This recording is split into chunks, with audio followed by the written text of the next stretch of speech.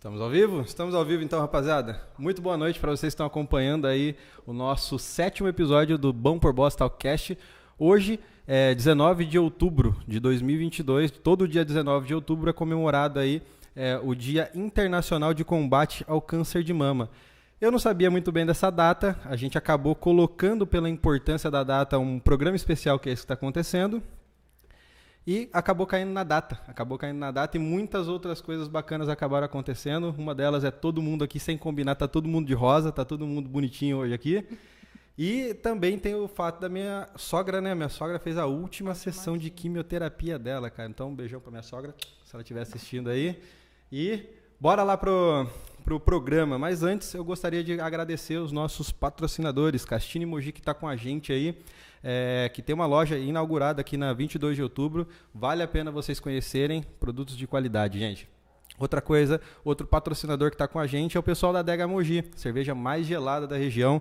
Busca lá a cervejinha. Se você tiver com preguiça de sair de casa, os caras vão entregar para você tanto cerveja, refrigerante, quanto outros produtos. Castine Mogi e também a Adega Mogi. Um abraço para vocês aí. E a nossa convidada, vamos falar dela aqui agora. Faltam palavras para expressar a tamanha gratidão que eu tenho por essa mulher aqui, então vou deixar ela se apresentar um pouco para quem ainda não conhece ela. Com vocês, doutora Maíssa.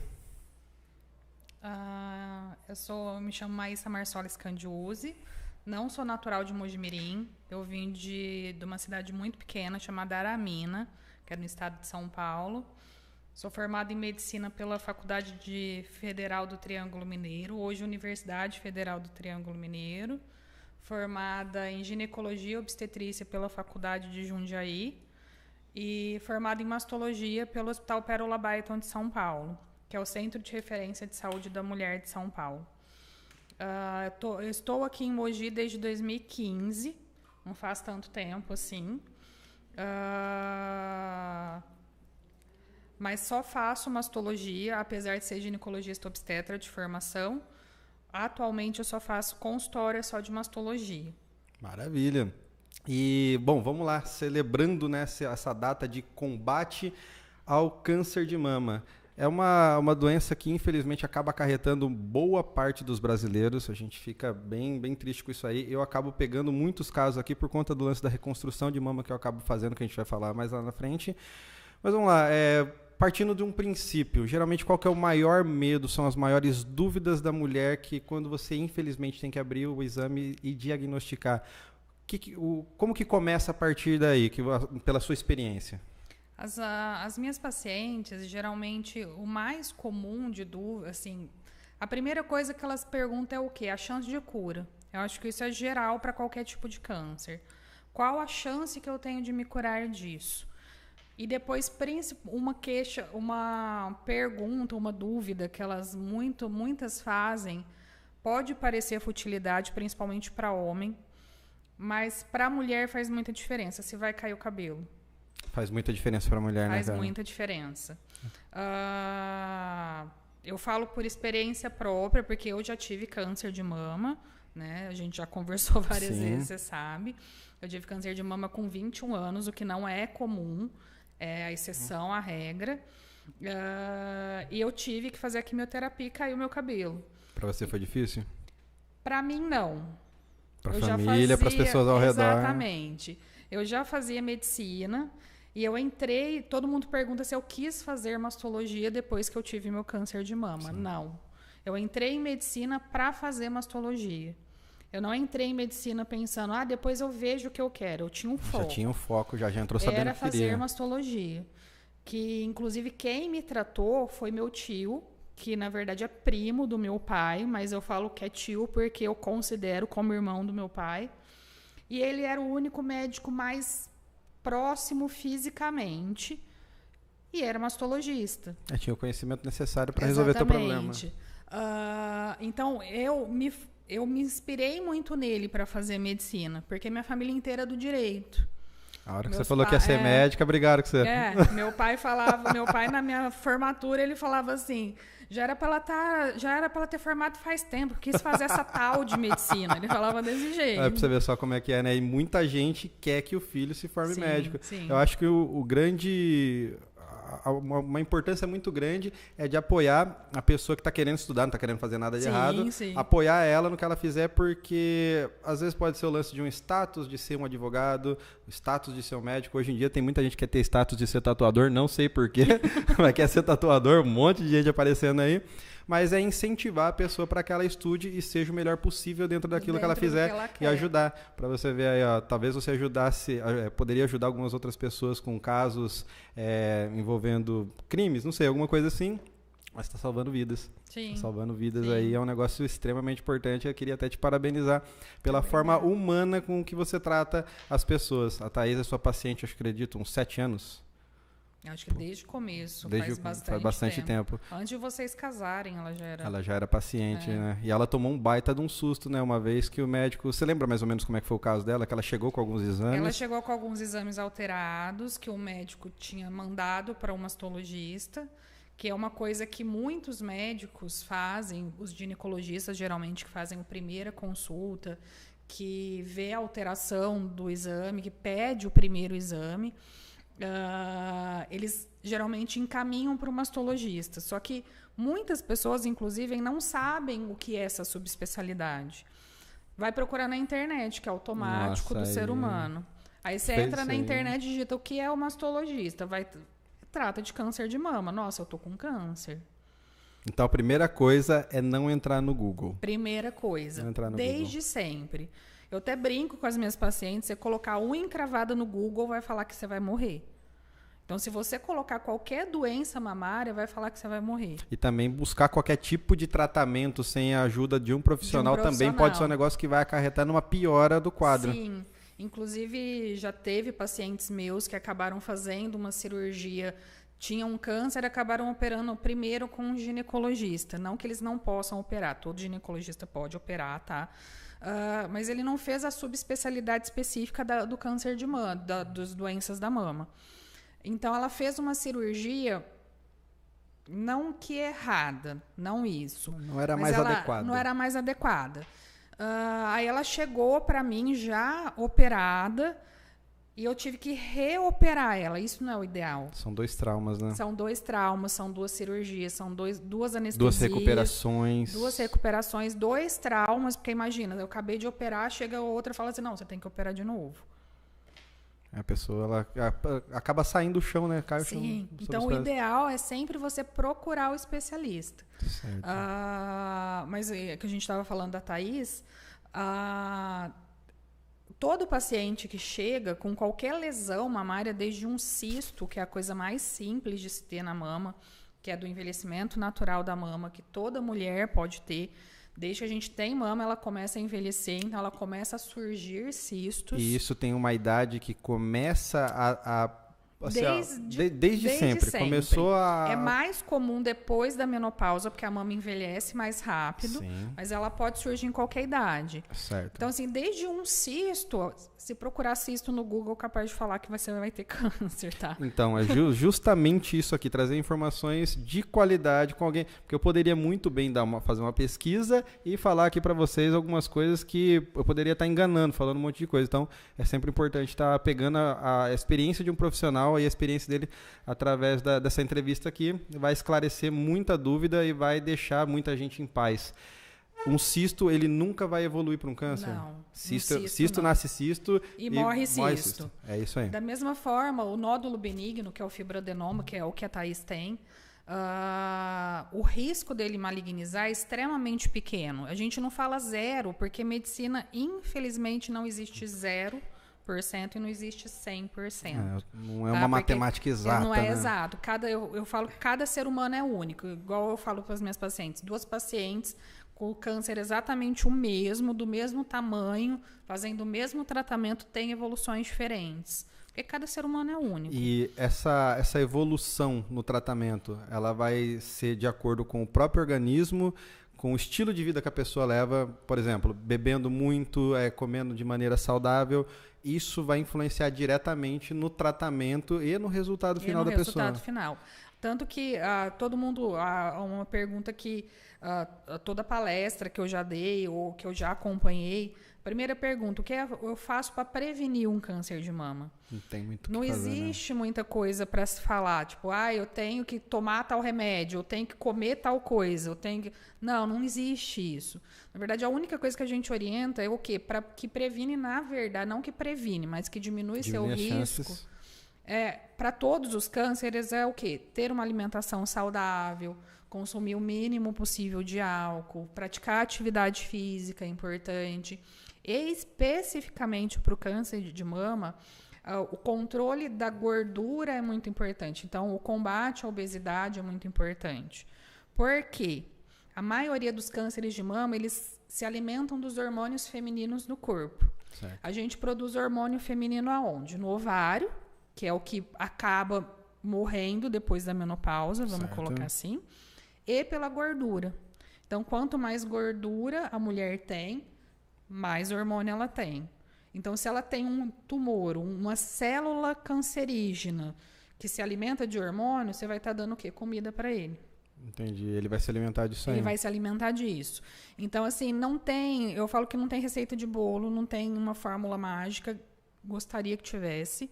Às vezes, algum dia vão descobrir, se Deus quiser, tá? Eu falo que vai ser o fim da minha profissão, mas vai ser merecida, tá? Mas ainda não tem.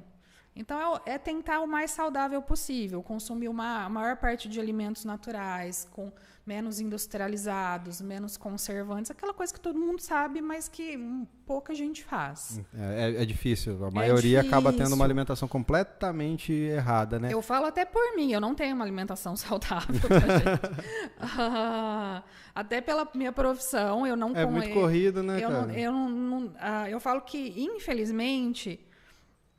o médico ainda, a gente não faz o que a gente orienta a fazer.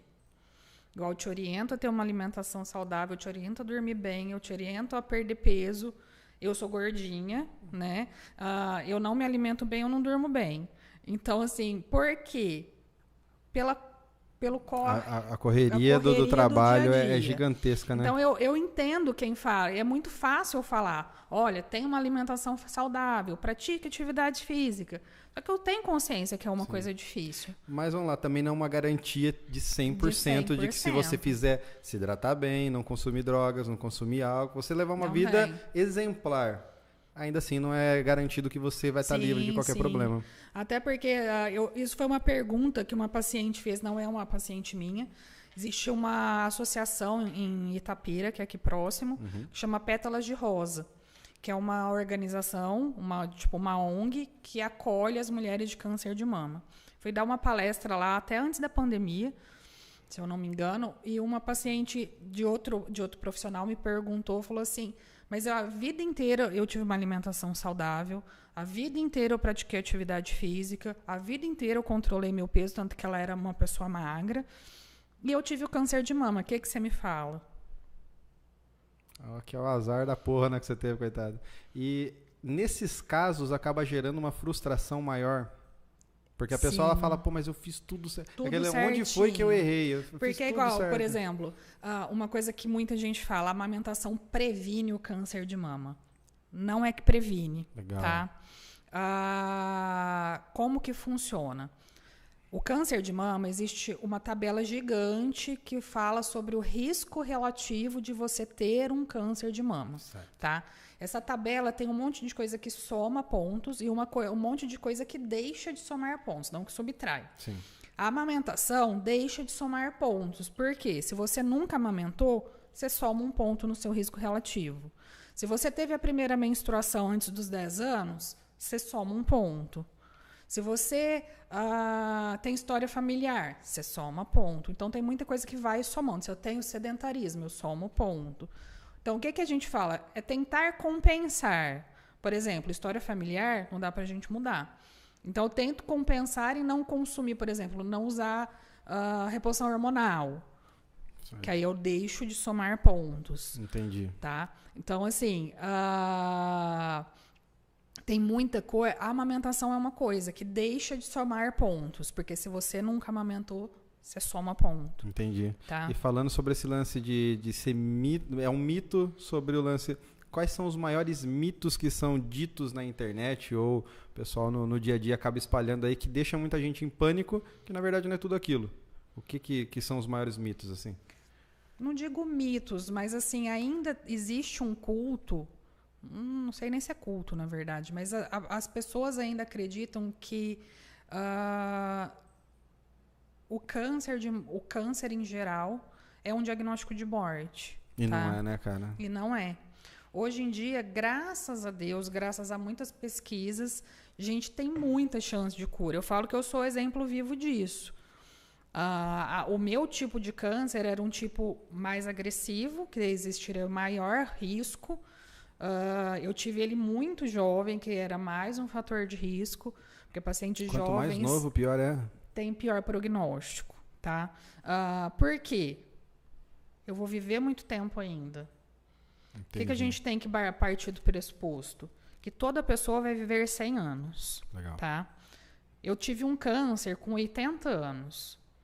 Tem mais 20 anos só para ter um novo câncer, ou para esse câncer recidivar. As chances de aparecer qualquer pontinho é muito menor, entendi. Eu tive com 21 anos. É muito tempo. Disposição de hormônio, porque eu voltei a menstruar, então eu continuo tendo hormônio. Disposição a tudo.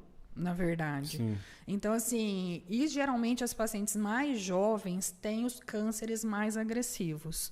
As pacientes mais idosas têm os cânceres mais indolentes, de crescimento mais lento.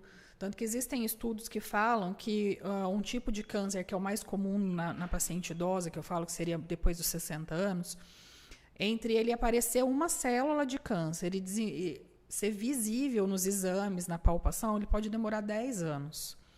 Então, imagina que surge uma célula de câncer numa senhorinha de 80 anos. Ela vai descobrir com 90. Com 90, geralmente a gente faz um tratamento bem menos agressivo. Na maioria das vezes não opera, não faz quimioterapia. Porque tá bem frágil, né? Exatamente. Até porque essa parte do pressuposto que provavelmente ela vai morrer de outra coisa, não do câncer. Sim. Mas uma pessoa jovem... Você tem que entrar com tudo. Às vezes dá tiro de canhão numa formiga. Mas é um negócio que é necessário, né? É necessário. Então, assim, o paciente jovem, todo mundo tem uma tendência a fazer um tratamento maior, um tratamento mais agressivo. Por quê? Você não quer salvar o idoso? Não, até porque tem limitação de idade, tem quimioterápicos, por exemplo, que se eu der numa pessoa acima de 75 anos, eu vou matar. É fatal, né, a dose? Então, ao invés de eu salvar, eu vou matar antes. E tem gente que questiona isso aí, mas tem. Coloca um negócio mais forte aí. No desespero, não pode nem falar que está querendo passar por cima do que você sabe. Tem gente que entra com ordem judicial, inclusive. Caramba, tem isso? Tem. E aí, nesses casos? Na verdade, assim, o juiz, na grande maioria das vezes, se entrar com ordem judicial em qualquer coisa médica, quem vai analisar é um juiz. É um promotor. Eles não entendem, não é a área deles. E muitas vezes vai falar, não, vai lá e faz. Ele manda fazer, na grande maioria das vezes. E vamos colocar isso, a cada 10 casos, quantos acabam, funcionou? Poucos. Muito poucos. Muito pouco. Porque se tem uma contraindicação médica, é porque tem alguma coisa que... Lógico que a gente também esbarra muito... em plano de saúde. Também é mais um... É mais um... Por quê? Os planos de saúde mais antigos, que a gente fala que são os planos de saúde não regulamentados, por que ele se chama não regulamentado? Ele não é regulamentado por nenhuma lei.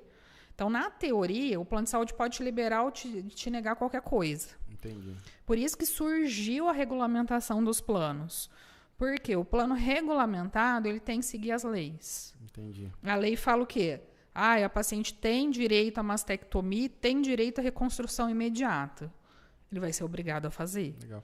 Pelo SUS não acontece isso. É uma dúvida que me perguntaram. A pessoa operou. Vamos colocar o plano de saúde que é mais conhecido, por exemplo, aqui na nossa região. É a Unimed. A Unimed e o SUS. Vamos falar desses dois casos. Algum deles é obrigado a dar, por exemplo, o implante de silicone? Se o plano é regulamentado, o plano de saúde ele é obrigado a dar. A reconstrução imediata é o quê? É a que você faz na mesma cirurgia. Então, você vai, já tira a mama e já coloca a prótese. Então, ela consegue fazer isso aí no mesmo dia? Não todos os sempre casos. o plano libera, mas tem pessoas que não têm indicação de fazer a reconstrução imediata, tá? Às vezes por tumores mais agressivos, às vezes por tumores maiores, às vezes porque não vai sobrar pele para cobrir uma prótese, por exemplo. Isso aí, eu já vi. Às vezes o tratamento que ela vai fazer depois é muito agressivo, então existe uma chance maior de rejeição, alguma coisa assim. Então, quando não tem indicação médica, a gente já, isso não estou falando no meu caso, eu já explico para a paciente. Não é que o plano não vai liberar, porque não tem indicação de fazer nesse momento. Entendi. Tá? Igual eu tive casos, por exemplo, estou com um caso agora, uma paciente que ela tinha um tumor grande, inclusive ela tinha acabado, ela teve bebê não faz muito tempo, tá? O nenenzinho dela ainda está pequeno. E o tumor dela tinha indicação da gente começar com quimioterapia. Em vez de operar, a gente começou com quimioterapia. Ela começou o tratamento com a primeira medicação, o tumor, em vez de diminuir, começou a aumentar. Caramba. Então, assim, agora a gente está numa fase o quê? A gente fez uma troca precoce de medicação na tentativa de reduzir esse tumor, porque se aí ela tiver resposta com essa outra droga, aí a gente vai terminar essa outra droga para operar, porque aí a gente tenta reduzir. Não teve resposta, eu não posso reconstruir ela. Entendi. Porque eu não sei a evolução dela depois. Cada caso é um caso, né? Não adianta. Entendeu? Mas assim, se o plano é regulamentado, ele é obrigado a cobrir a prótese. Legal. No SUS, eles cobrem, mas é muito difícil você conseguir no SUS a reconstrução imediata. Por quê? Não é todo centro de tratamento de câncer que tem o cirurgião plástico que faz a reconstrução. Igual, por exemplo, grandes centros, Hospital Pérola Baiton, tem. Na USP, na Unicamp, tem. Mas, por exemplo, aqui em Mogi Guaçu, que a maioria dos pacientes de câncer de mama vão para o Tabajara Ramos, para o Municipal de Mogi Guaçu. Eles têm um cirurgião plástico? Tem, mas ele não consegue fazer uma reconstrução imediata, porque é muito limitado o tempo que ele faz as cirurgias. Então, a maioria das vezes, no SUS, acaba sendo feita uma reconstrução tardia, mas tem a prótese. Entendi. Tá? A pessoa também não pode... Tudo bem, é a parte de estética, tá mexendo muito com a cabeça dela, mas é aguardar. Talvez essa ansiedade, talvez essa pressa acabe sendo pior. Tem isso também? Tem, na verdade, dizem assim, que o câncer ele se alimenta desse tipo de coisa. Sim. Também é verdade? Na verdade, assim, todo mundo, todos os dias, produzem células de câncer, tá? Todo mundo. O que faz com que eu tenha tido um câncer, eu tive um câncer e você não teve, vamos colocar assim. Porque existe uma organização do organismo, vamos colocar assim, que chama apoptose celular, que é o quê? A morte programada da célula. A célula cancerígena é o quê? Uma célula defeituosa. É uma célula que ela nasceu errada, que na divisão celular, no crescimento celular, ela teve essa divisão errada. Então, o próprio organismo faz essa apoptose celular. Não, ela é defeituosa, eu vou matar. Entendi. Tá? Então, existem estudos, eu acredito muito nisso, até pela vivência do consultório, que alguma coisa faz o erro dessa apoptose celular. Geralmente, o quê? Vem depois de pessoas mais estressadas, de pessoas mais ansiosas, como se tivesse uma deficiência da imunidade, Entendi. vamos colocar assim. Não é uma deficiência de imunidade, mas como se fosse. Vamos pôr entre aspas. Geralmente depois de uma tristeza muito grande, um divórcio, morte de familiar, doença de familiar, e às vezes até depois de grandes alegrias. Eu tenho algumas pacientes que apareceram depois do casamento. Caramba! Tá? Caramba! Por quê? Teve um estresse muito grande ali. É alegre, mas gera um estresse. Gera um estresse no corpo. Deu a falha. Caramba! Tá? Então, assim, tem relação. Entendi. Aí pra você ver, tudo na vida é uma questão de equilíbrio, né, cara? Sim. Até a felicidade. Sim. Caramba. Tudo. E uma pergunta que também me fizeram esses dias é a respeito de por que tem que tirar a auréola.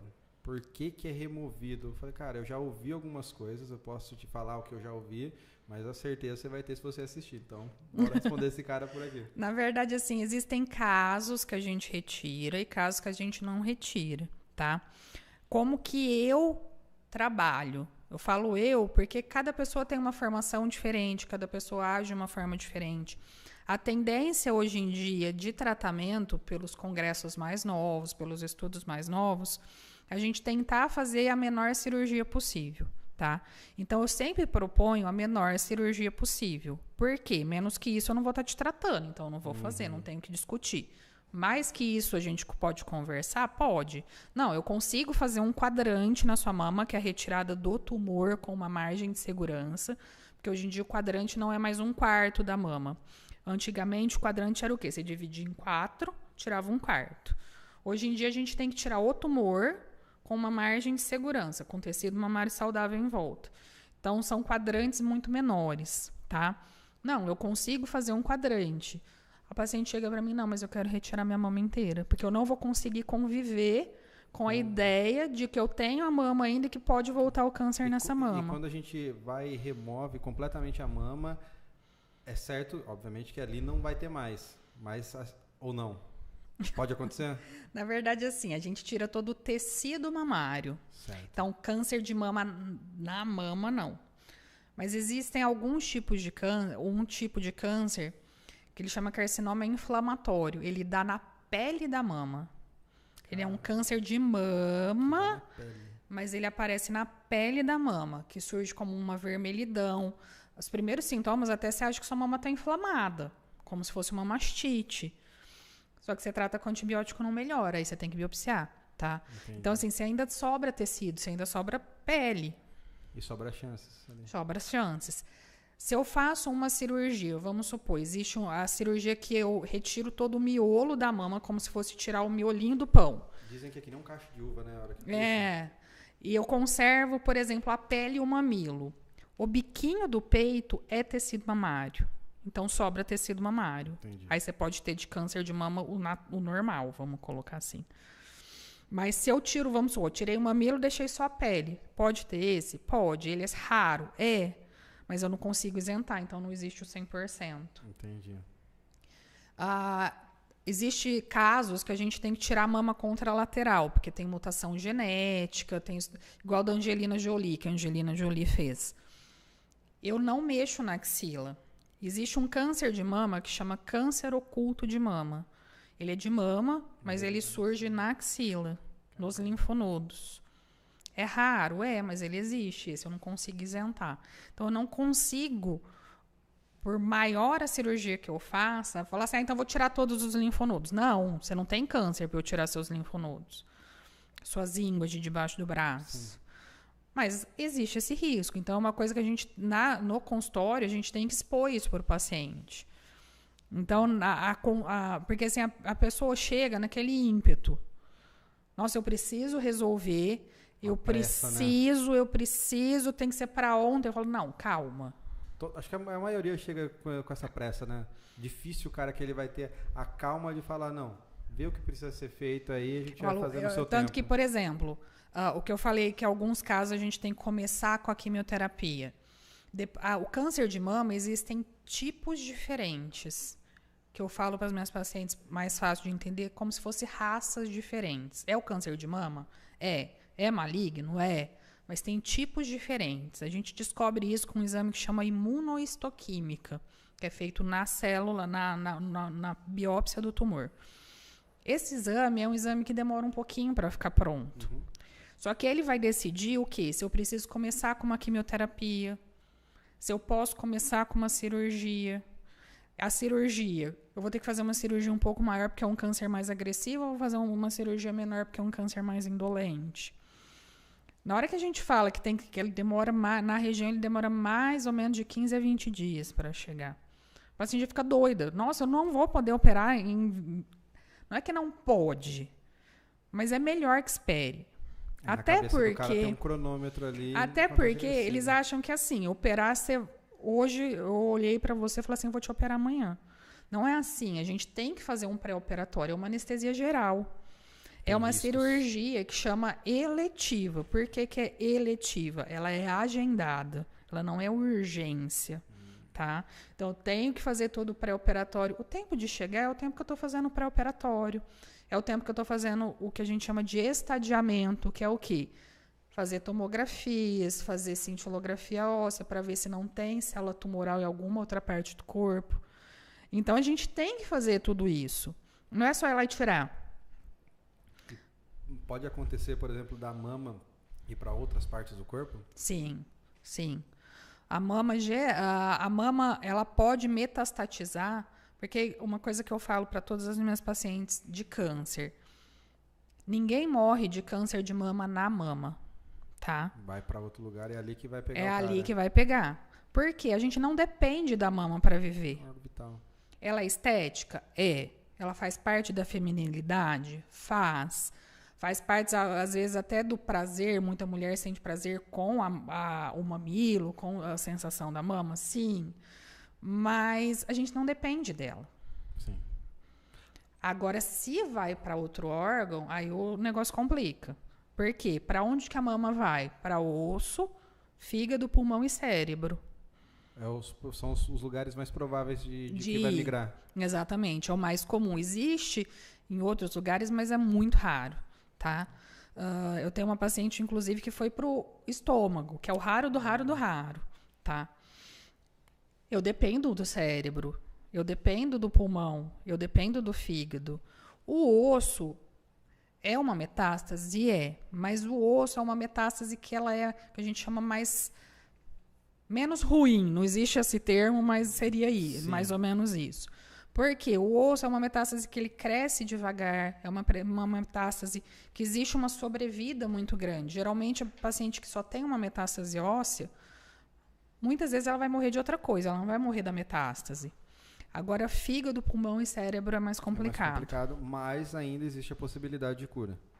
Ou é bem pequena? É controverso, tá? Os estudos mais novos, eu estava até conversando com um oncologista da região, o Dr. João Guilherme, a gente conversa muito, a gente discute muito caso. Hoje em dia, existe um termo que chama oligometástase, que seriam metástases pequenas. Então, por exemplo, uma metástase no pulmão, um nódulo único pequeno, hoje a gente até fala em cura mesmo da metástase, tá?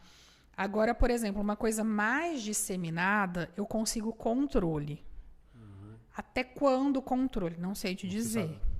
Mas é difícil a gente conseguir falar em cura, tá? É dito que hoje em dia uma pessoa que tem câncer e faz esse processo de conviver com ele, controlando, ele tem uma qualidade de vida melhor do que uma pessoa que tem AIDS, por exemplo. É isso mesmo ou não? AIDS não, porque o AIDS hoje em dia você tem uma qualidade de vida muito também, boa, que pode né? ajudar bastante, né? Mas, por exemplo, às vezes tem uma qualidade de vida até melhor do que quem tem uma diabetes. Uma diabetes mal cuidada... É bem problemática, né? É bem problemática. Um câncer, cegueira, um monte de coisa. Câncer bem cuidado, dá para se viver bem. É chato. Você tem que viver em médico, tem que viver em médico, tem que fazer o tratamento certo, tomar o remédio. Sim. Mas tem que fazer, né, cara? Paciência.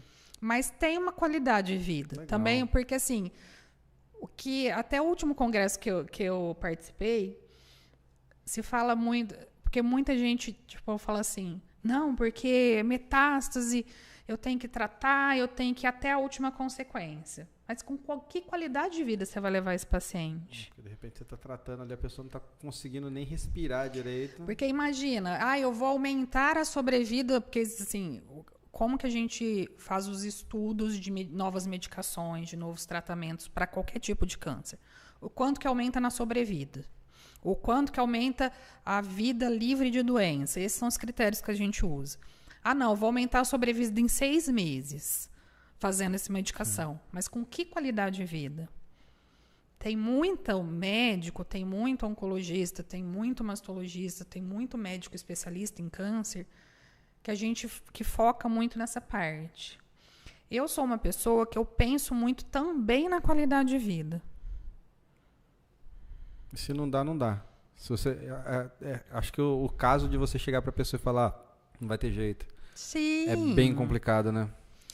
E, infelizmente, fala-se muito pouco sobre isso aqui na região. Do limite. Onde eu fiz a residência, onde eu trabalhei no Hospital Pérola Baito, a gente tem na mastologia, que não é o comum, a gente passa por um estágio de cuidados paliativos, tá? O que é cuidado paliativo? Vou deixar a pessoa morrer? Não. Eu vou dar uma boa morte. Entendi. Entendeu? Você vai, por exemplo, uma paciente que tem uma metástase pulmonar, que já tomou tudo, vou entubar ela, vou levar para uma UTI, vou entubar. Eu sei que ela não vai sair do tubo. Colocar em coma e larga ela ali. Não, tá viva. Tá viva. É sofrimento para a família, sofrimento para ela, de certa forma. A gente sabe que ela não vai sair do tubo. Então, o que seriam os cuidados paliativos? Seria chegar para a família e falar assim, olha, o que vocês querem? Vocês querem que a gente entube? Tem família que quer.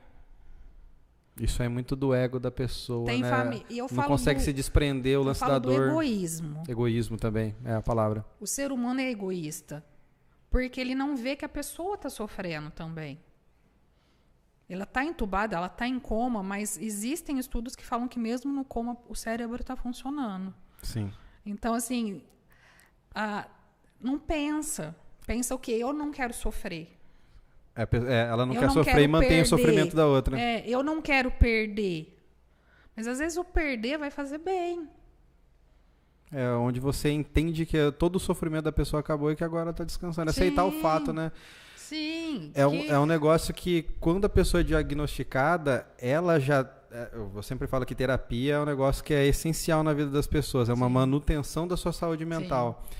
E mais ainda quando ela é diagnosticada. E também as pessoas que estão ao redor devem se tratar para entender, para ajudar essa pessoa a ter uma qualidade de vida legal, né? Existem muitas famílias que, em vez de ajudar, atrapalham. Atrapalha, quer brigar com o médico, quer entrar na justiça, quer brigar com o plano médico. Porque, cara, deixa de ser egoísta, se cuida, entenda que tá fora do alcance de todo mundo, entendeu? Se a pessoa quisesse, provavelmente ela ia tentar se curar. Como não dá, é aceitar o fato e entregar para ela, talvez, aqueles últimos momentos de vida, alguns meses, não sei, junto com a família, curtindo, aproveitando, do que estender isso aí para mais alguns meses, às vezes alguns poucos dias, com a pessoa ali no estado onde você não vai ter a alegria de ver um sorriso, de dar um abraço, nada. Vai lá, por exemplo, a UTI. Quando chega, não, vou entubar, vai para a UTI. A UTI você tem visita só. Você vai passar meia hora com o seu familiar. O cuidado paliativo seria o quê? Eu estou no quarto, a gente faz uma medicação para a paciente não sofrer, então ela não vai ficar... aquela falta de ar, por exemplo. A gente entra com uma medicação para ela estar consciente, mas não tão consciente para ter sofrimento. Mas ela vai passar os últimos momentos dela ao lado da familiar. Só que ainda é uma coisa que no Brasil é muito tabu. Fazer esse tipo de coisa? É. Mas isso aí, você acha que é por conta da cultura? É o brasileiro que é desse jeito? Não sei. Eu acho que é uma coisa que não se fala muito. Aqui foi instituído também, já não faz tanto tempo. Por exemplo, nos Estados Unidos existe cuidado paliativo há muito tempo. No Brasil existe pouco. Por exemplo, cuidado paliativo na cidade de São Paulo é uma coisa, porque já foi muito bem instituído, já faz mais tempo. Cuidado paliativo Mojimirim, Mogi Guaçu é diferente. Entendi. Tá. Você falando sobre os cuidados, eu lembrei agora de uma briga que está tendo aí, que volta a lei, vai e tal, sobre o canabidiol. Esse tipo de coisa oferece alguma qualidade de vida para pacientes no caso do câncer? Sim, tem estudos que falam que sim. O canabidiol é uma coisa que é muito controverso. Eu falo que no Brasil tudo é muito complicado, tá? Tudo para atrasar, né?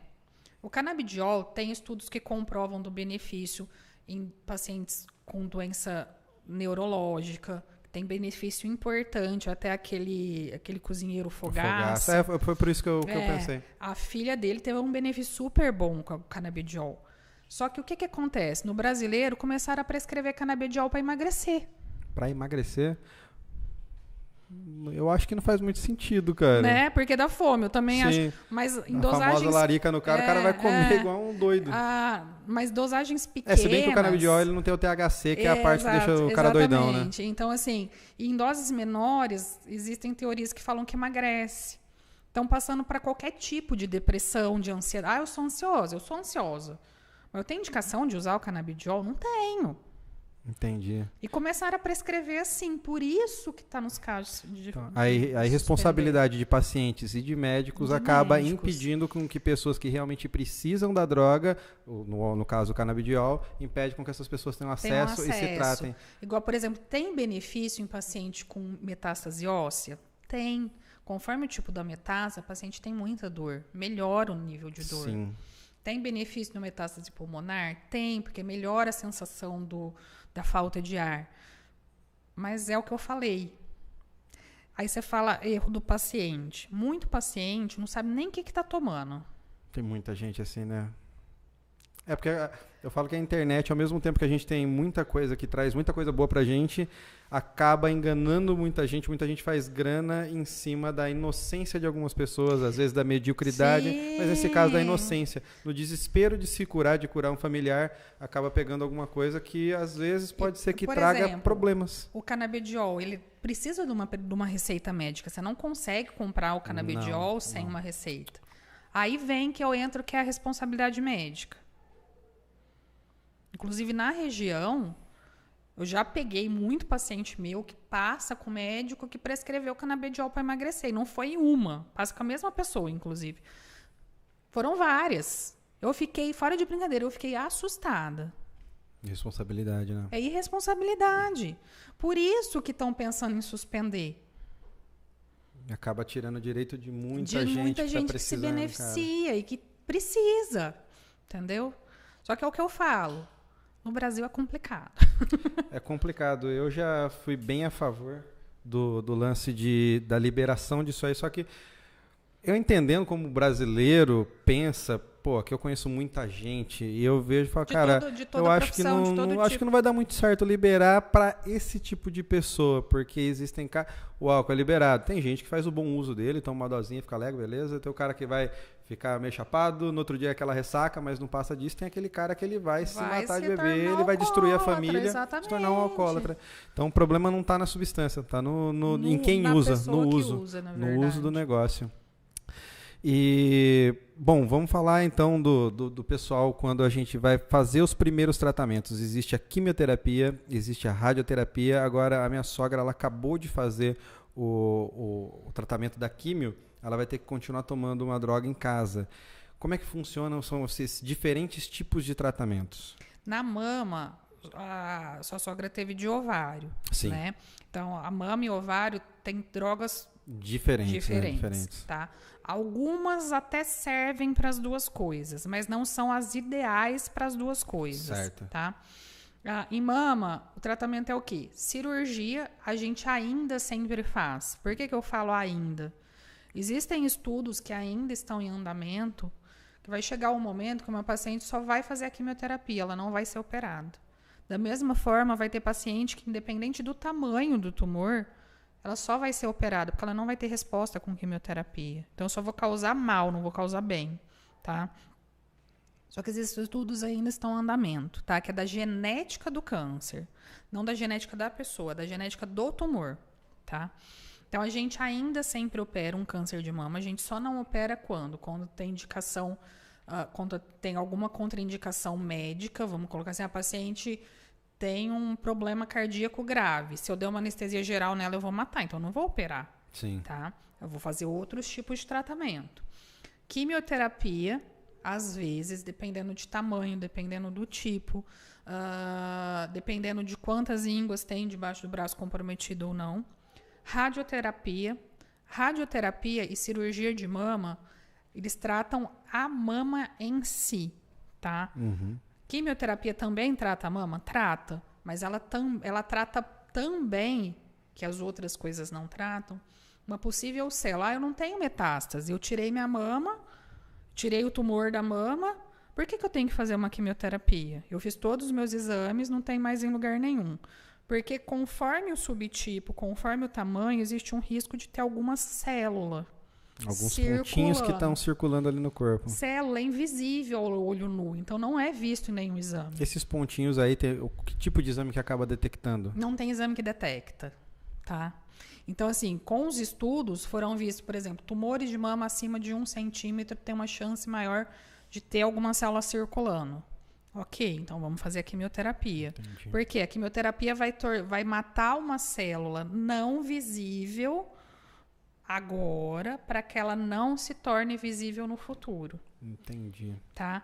Mas, você tem certeza que eu tenho essa célula? Não tenho. Mas existe a possibilidade. Você vai pagar para ver? Na dúvida, vamos lá, né? Entendeu? Eu vi o caso que falou, ó, se fosse a minha mãe, eu faria. Então, eu recomendo você fazer. É o que eu falo para as minhas pacientes. Eu já passei, eu falo que eu ainda sou paciente. Então, eu sei o que é estar do outro lado da mesa. Tá? Então, assim, existe a possibilidade? Então, vamos fazer. Eu falo assim, se fosse comigo, se fosse com a minha mãe, eu trato toda paciente, Thaís é minha paciente, você sempre vai com ela, você sabe. Eu trato toda minha paciente como se fosse alguém da minha família. Nossa, tá? Você já é da família. O que eu acho que, isso é um detalhe também que eu acho que falta muito na medicina hoje em dia, tá? O lance da humanização, vamos falar assim. Exatamente. Ah, tá faltando mesmo, viu? É um lance que falta muito. Já vi muita gente aí... o próprio lance do que a gente tá falando do óleo aí mostra a incapacidade de exercer a medicina de muita gente, né? De fazer da forma errada. E anda se formando cada vez médicos piores.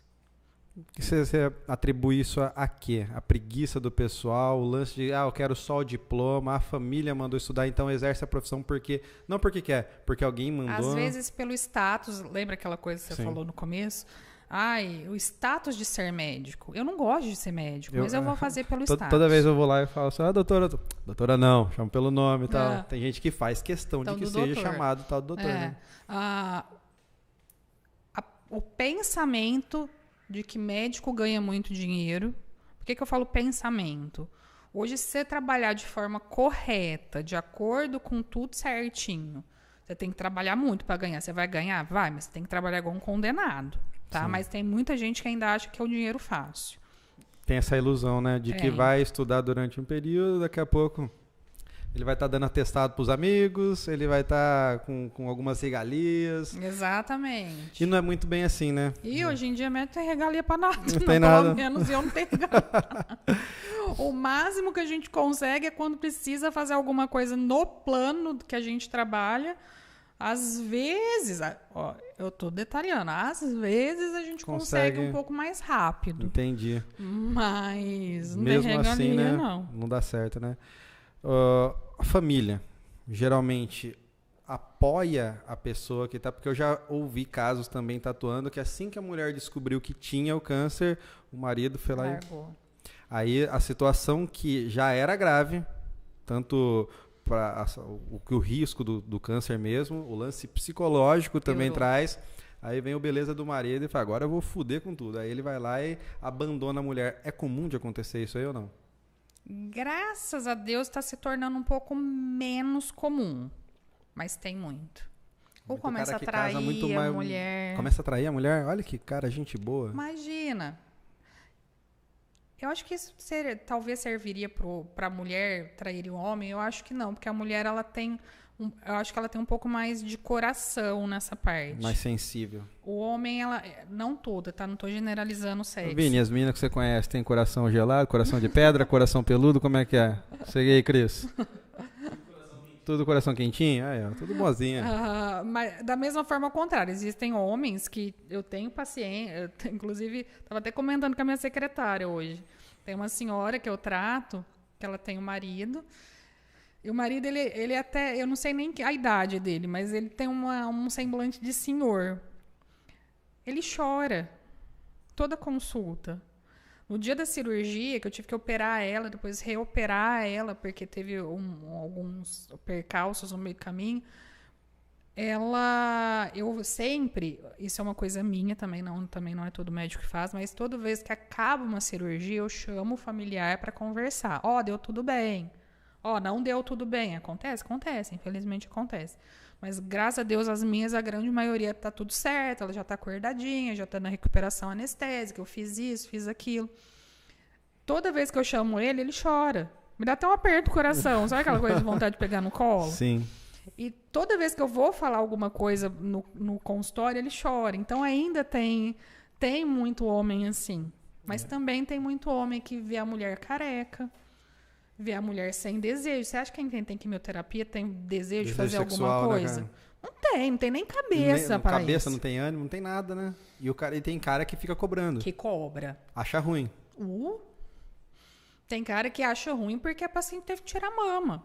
Mentira, que os caras ficam com a esposa dele se resume a mama.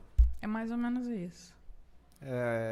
Não sei, acho que é uma criação errada, cara, de ensinar princípios e valores para aquele indivíduo de uma maneira completamente diferente do que deveria ser, né? Do que deveria ser. O cara ser, não é na saúde e na doença, e aí, cara? Exatamente. E se é do outro lado, cara? Sei lá, no teu testículo se acontece alguma coisa, Exatamente. Você tem que arrancar fora. Tua mulher vai lá e te mete um galho. Tua mulher vai lá e te abandona. E aí? Como pode acontecer? Como pode acontecer e provavelmente acontece. E não é legal em nenhum dos casos. Nenhum dos casos. Eu falo assim que...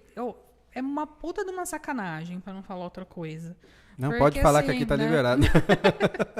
É porque a paciente já tá super debilitada, já tá super sensibilizada. Nenhuma mulher gostaria de tirar a mama. Não, a gente, por exemplo, eu tirei a minha mama, vou falar que não faz falta? Não me faz falta. Mas não é legal. Ninguém quer, eu quero tirar... Não é assim que funciona, tá? Ninguém gosta de ficar careca, sem sobrancelha. Eu falo que a gente fica parecendo o ovo do gato de botas. Pode crer, é verdade. Igualzinho o ovo. Ficar careca, sem sobrancelha, sem cílios, é igualzinho o ovo do gato de botas. Ninguém gosta de ficar assim. Mas vai melhorar. Faz parte do processo. Exatamente. A minha sogra, da última vez que ela teve que fazer, né, voltar a fazer a químio, eu falei pra ela, vamos raspar a cabeça aí, sogra. Aí peguei a maquininha, fui lá, ainda comecei a brincar, essa daqui que eu raspo os pelos da bunda, sogra. E brincando, tentei fazer de uma maneira mais leve. A Thaís falou, não vou ficar perto, senão eu vou chorar. Cara, vamos passar por isso aqui juntos. Sim. Por exemplo, quando eu raspei minha cabeça, porque eu fui raspar, chegou um momento, eu odeio ver cabelo fora da cabeça. Da agonia. Tipo, cabelo no chão, cabelo no box, cabelo no sabonete, cabelo no travesseiro. E quimioterapia, de repente você acorda tem um tufo, né, cara? Um tufo lá no travesseiro. Então eu fui para raspar. Minha mãe me levou, inclusive, na época, na minha cabeleireira, que era desde que eu era criança. Nossa. Aí imagina a cena, eu sentada, a cabeleireira chorando, minha mãe chorando, e eu assim, não, gente, tá tudo certo, isso passa. A maioria tem essa vibe de positividade ou não? Não. A maioria dá uma baixada, né? Dá. Eu falo que, assim, eu tive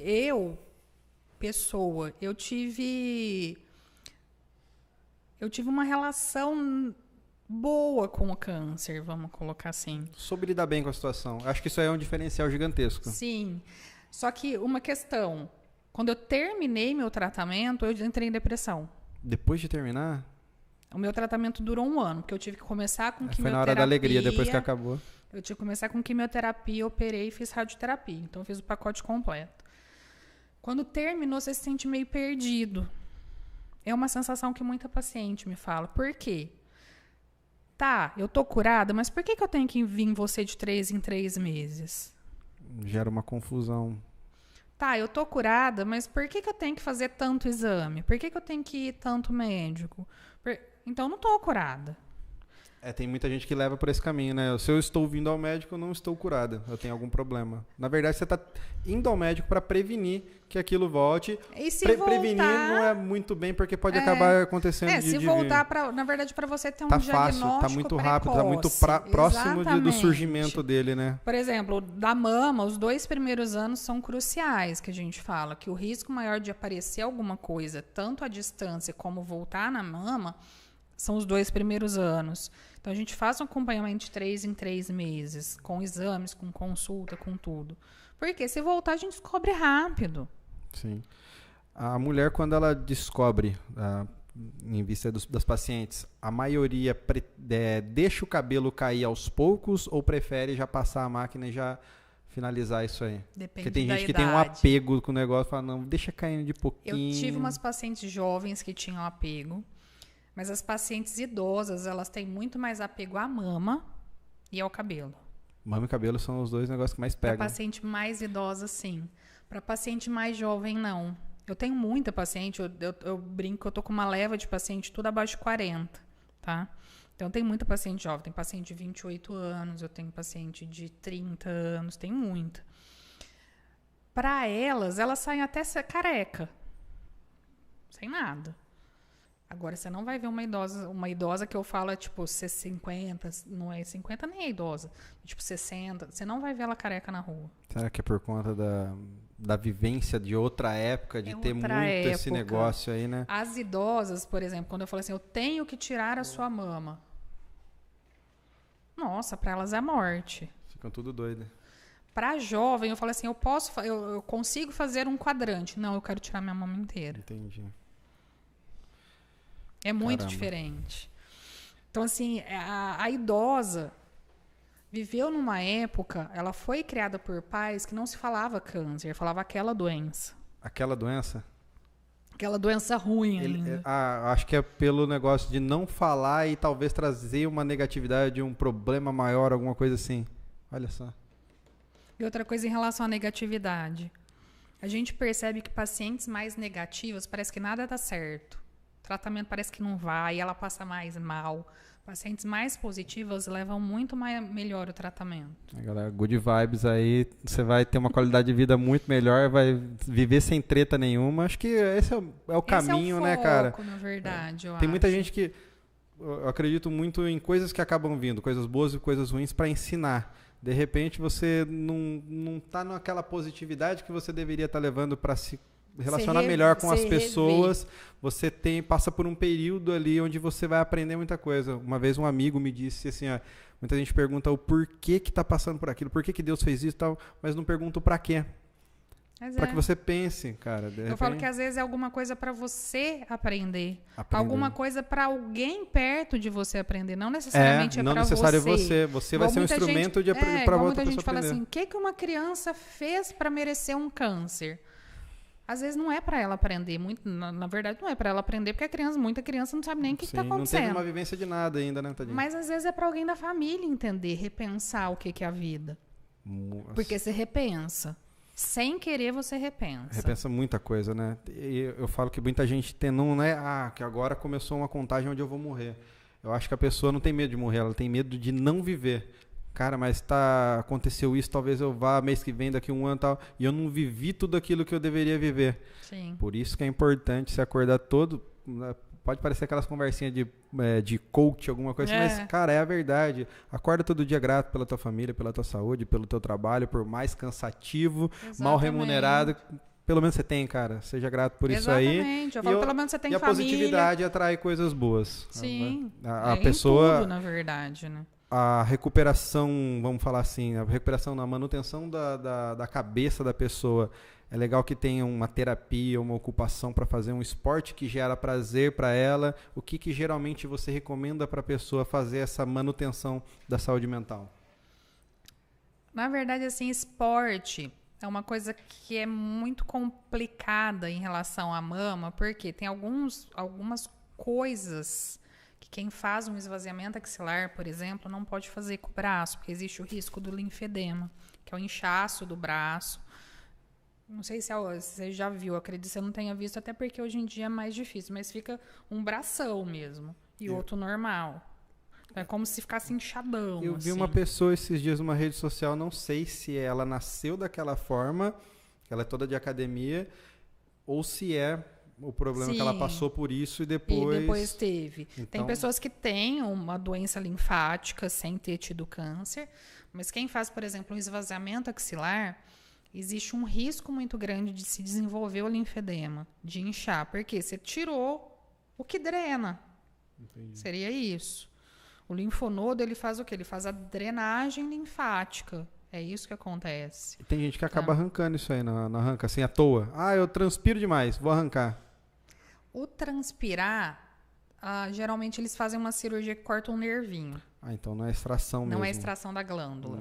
Mas tem algumas pacientes que têm uma doença que chama hidroadenite supurativa, que aí você tem que tirar a glândula, porque ela supura mesmo, ela fere, ela infecciona com muita frequência e vira feridas.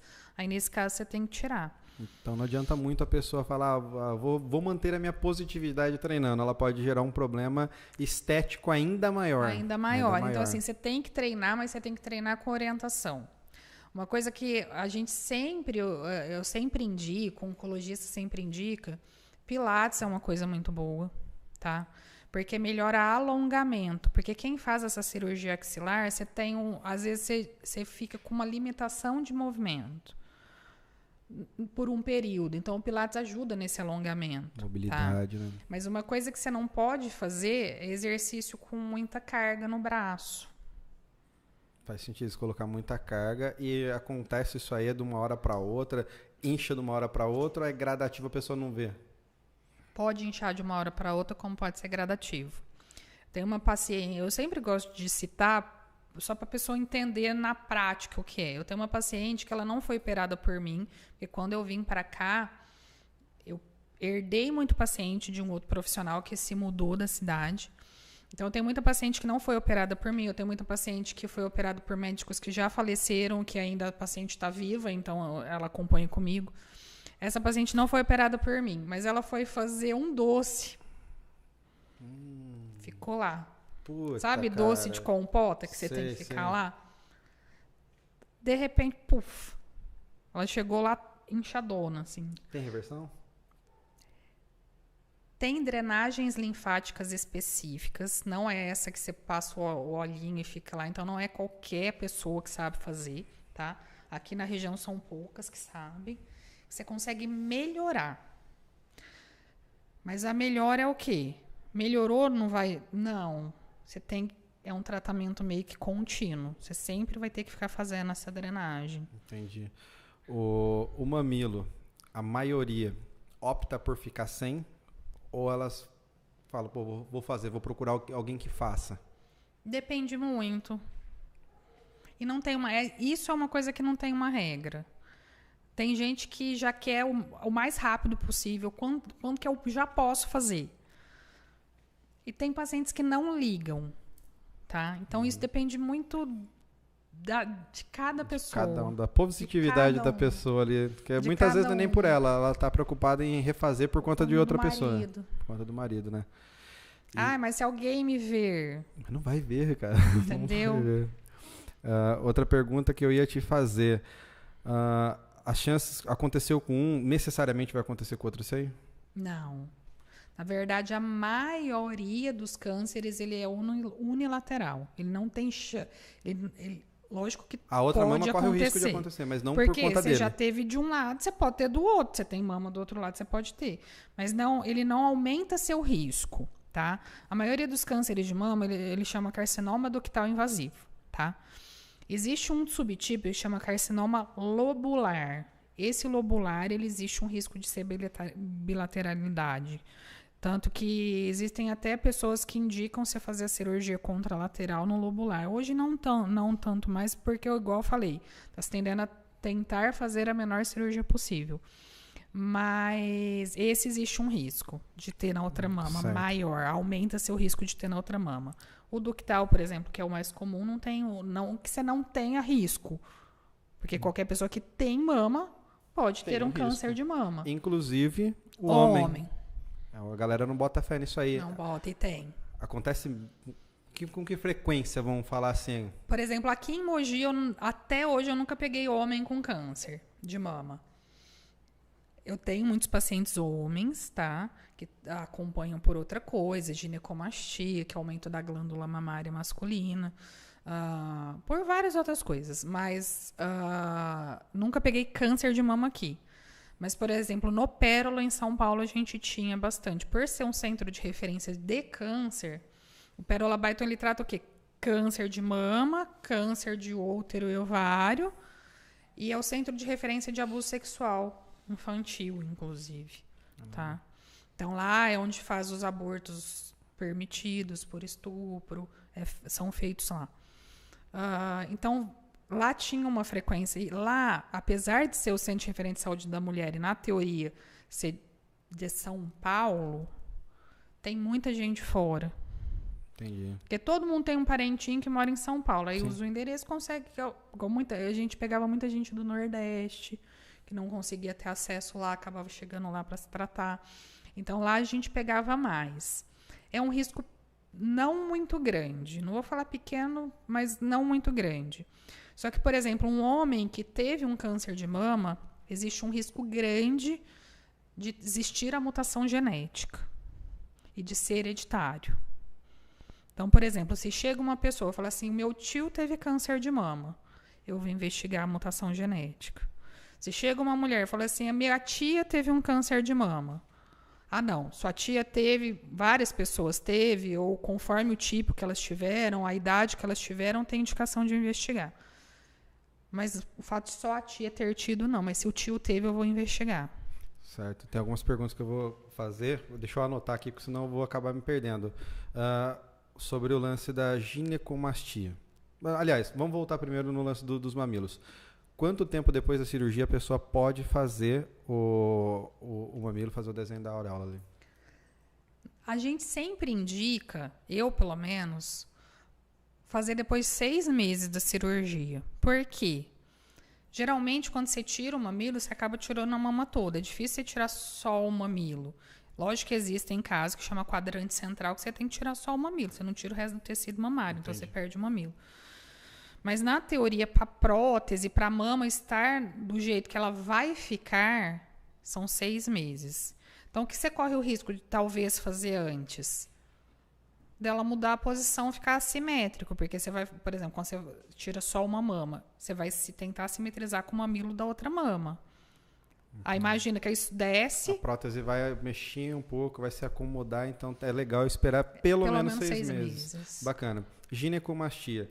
Geralmente essa galera que chega para tratar com você é pelo uso de anabolizantes ou naturalmente pode acontecer da pessoa ter a ginecomastia? Naturalmente pode acontecer. Na verdade, está aumentando muito a frequência, tá? É uma coisa que está acontecendo. Antes era muito difícil. Era mais para uso de anabolizante, uso de tratamento para próstata. Tá? E é comum também na adolescência você sentir uns carocinhos. Eu tinha. Eu lembro que eu sentia, eu ficava morrendo de medo. Até porque é a fase de puberdade, de alteração hormonal. Porque homem também tem hormônio feminino, mulher também tem hormônio masculino. Sim. Então tem uma alteração. Então antes era mais relacionado com medicação e tal. Hoje tem gente que tem porque tem, você não acha uma causa. Já se viu que muita gente que o anabolizante é um fator de risco importante, porque geralmente ele dá, tá? Os remédios para próstata geralmente dá. A finasterida, que muita gente usa para cabelo, ela foi desenvolvida para próstata, tá? Para tratar o aumento da próstata. E aí hoje se usa o efeito colateral, porque isso é um efeito, o aumento do cabelo é efeito colateral do remédio. Caramba. E hoje ele é mais usado para o cabelo. Ele é um que dá muito. Por isso que eu vou ficar um careca feliz. Tô com umas entradonas aqui já, eu não ligo. Para mim é bem tranquilo, bem de boa. Meu marido também não liga. É bem de boa. É verdade, ele tem os cabelinhos dele. E os casos de ginecomastia são bem mais fáceis de se tratar do que um câncer. Sim, correto? Ginecomastia, na verdade, o quê? Aumenta o risco de um homem ter câncer de mama por ter ginecomastia? Na teoria, não. Se aumenta tecido, porque geralmente a glândula mamária masculina ela se restringe atrás da areola, bem atrás do bico do peito. A ginecomastia é o quê? Aumento dela. Você tem mais espaço, mais espaço. Então, na teoria, você tem mais tecido, você tem mais chance, mas diretamente não aumenta. Então, assim, é a parte estética que pega muito, porque principalmente pessoas que fazem muito cirurgia para ginecomastia, eu não faço, tá? Porque eu falo que o cirurgião que faz cirurgia de câncer sempre tende a tirar um tequinho a mais. Então, geralmente, eu indico o cirurgião plástico para fazer. Entendi. Eu brinco que cada um no seu quadrado, tá? Eu estudei para fazer o quê? Para fazer cirurgias de câncer, de doenças da mama. Eu não estudei para fazer a ginecomastia, que é estético. Entendi. Não é uma doença, vamos pôr assim. Eu vou fazer uma pergunta que é da audiência, que me mandaram à tarde. Ele falou assim, eu duvido que você faz essa pergunta e faz um corte. Então, receba. É um amigo que tem 3 mamilos. Um deles nasceu na perna. Ele tem maiores chances... Na perna? Na perna. Ele tem maiores chances de ter câncer de mama? Não. Aí fica tranquilo, filho. Fica de boa, você não vai ter esse problema aí, não. Ele tem, verdade, tem 3 mamilos, cara. Fala que não, parece... 3 mamilos é uma coisa... Porque assim, na verdade... Por que eu até interroguei na perna? Tá rachando de rir, né? Eu interroguei na perna. Eu acho que é na perna mesmo. Era na perna ou na aqui, virilha. aqui do lado, alguma coisa Porque, assim, eu não assim, lembro. É tudo esquisito. Quando a gente é um embrião dentro da barriga da mãe, Sim. existe um negócio chamado linha mamária. Pega a linha do cachorro, tetinha do cachorro. Sim. Então, na teoria, a gente pode desenvolver mama em qualquer ponto dessa linha, que é uma linha que vai da axila, passa por onde ficou instituído, que é o local Entendi. certo do mamilo, e vai até a virilha. Por isso que eu interroguei a perna. Vou ligar pra ele agora, né? que é ao vivo. Porque você pode desenvolver tecido mamário em qualquer parte. Inclusive, as mulheres têm muita mama acessória. Desenvolve tecido mamário na região da axila. Então, fica um gordinho. Tem muita gente, é um gordinho, é um gordinho. Na verdade, não é gordinho, é uma glândula. Tá? Tem pacientes que produzem leite por essa glândula. Por essa glândula? Tá? Tem muita gente que, inclusive, elas aparecem na amamentação, que é a fase que a mama está mais florida, vamos colocar assim. Mas você pode ter mamilo em qualquer ponto. Inclusive, tem muita gente, tem pinta, que acha que é pinta e, na verdade, é um mamilo rudimentar. É, o dele, olhando de longe, você fala que é uma pinta. Aí você É. chega perto, assim, eu cheguei perto que ele falou, cara, eu tenho 3 mamilos. Eu falei, mentira, cara. Aí eu fui ver. Tem. E é comum de nascer assim? Não é comum. O mamilo acessório é mais difícil. A mama acessória é mais comum.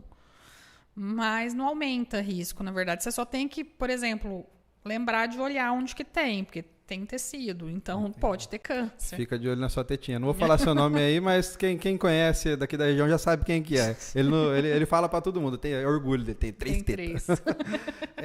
Já ouvi caso, um entrevistado nosso aí, ele falou sobre homem secretar leite depois do uso de anabolizante.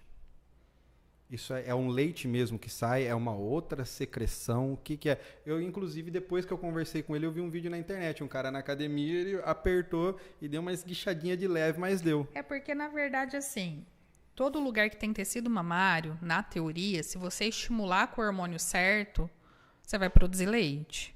Tá? Uma mulher, nunca engravidei, nunca tive filho, comecei a tomar banho muito quente, pus um bebê para mamar e comecei a tomar um hormônio chamado ocitocina. Eu vou ter leite. Tanto que muitos casos de mulheres que adotam recém-nascidos e amamentam os seus recém-nascidos.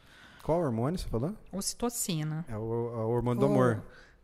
Não. Que fala ocitocina, hormônio do amor, alguma coisa assim, não é? É que, na verdade, é uma consequência, né? Ele é produzido no cérebro e ele age na mama lactando, produzindo o leite. Entendi. Tá? Então, pode ser... É porque, assim, anabolizante, na verdade, existe muita coisa. Tá? Então, não sei te falar. Pode ser que seja algum tipo específico de anabolizante que tenha influência nessa parte. Igual, tem 2 hormônios que são produzidos que fazem aumentar a secreção, que é a prolactina, que é produzida na glândula do cérebro e vai para a mama. Inclusive, tem muita gente que tem que tomar remédio para tratar, porque muitas mulheres que têm a hiperprolactinemia não conseguem nem engravidar. Tem mulheres que não menstruam. Então, tem consequências sistêmicas, não é só a produção de leite. Então, pode ser alguma coisa que influencia ou na ocitocina ou na prolactina.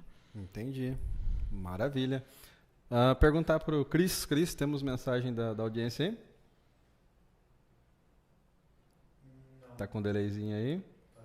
Eu tinha visto algumas perguntas aqui, deixa eu abrir. Tem alguma coisa que você acha muito... aqui que eu tinha marcado para te perguntar, sobre o mapeamento. Existe um mapeamento genético que a gente consegue fazer e identificar possíveis... Uma probabilidade maior, vamos falar assim, de você ter câncer? Existe o mapeamento genético, os genes que são relacionados à mutação dos genes, na verdade, que são relacionados com câncer de mama, é o BRCA1 e BRCA2. O BRCA1 está relacionado com câncer de mama e ovário, então aumenta o risco para os 2 cânceres. O BRCA2 para câncer de mama e intestino, tá? Existe uma mutação genética que chama TP53.